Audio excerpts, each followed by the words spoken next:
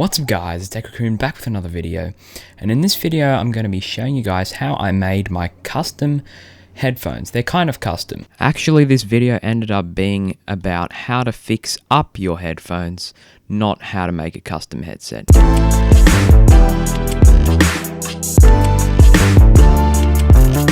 So, I was doing a bit of digging around in my attic and I found this old set of headphones. They're called Digital IT 425s and they're pretty old, but I do know that the sound on these were pretty good back in the day. So, I thought that I would try and fix them. So, the first thing I did was I took out the wiring loom just to see if it was a wire issue, and then I tried out different wires on it to see if the speakers itself worked or if the wires were dead. So, it turns out the wires were dead. So, these headphones themselves were actually completely functional. So what I did was I made myself a little custom wiring kit here, and I've used these for two headphones actually, these ones itself and the SteelSeries headset which I use for my gaming setup behind me. And pretty much what it is just custom wires, and it's very easy to do, just simple soldering. But on this one in particular, I made it so it goes like this.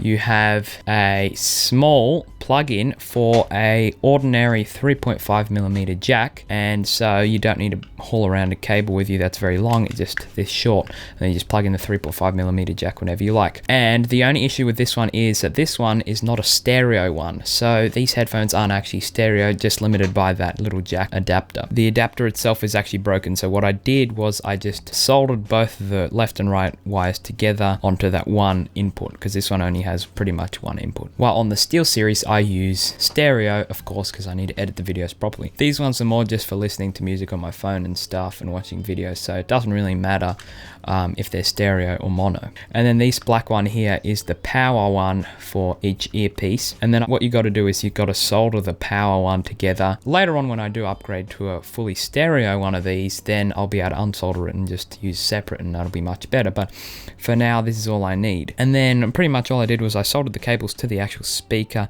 itself in each headphone, and then I just soldered it to the input, as you'll be able to see in the B-roll.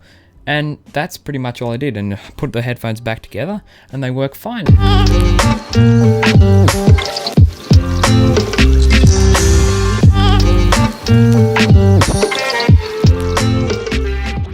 They have a decent amount of bass as well. They're actually pretty good headphones in general. It's just they're not stereo, but that doesn't bother me because of course I'm not really using them for making content. I'm just using it for content consumption. So it doesn't really matter. These headphones themselves are actually very comfortable. And anyway, I thought it would be just a fun video to make, just to show you how I made these. So hopefully you did enjoy the video. It's a very simple process to do, and hopefully you learned something out of it. And maybe if you have a old headset lying around and you're bored, then you can do something like this. And it's quite fun to do.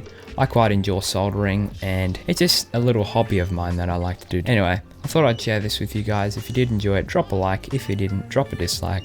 Remember to subscribe, and I'll see you guys in the next video. See ya.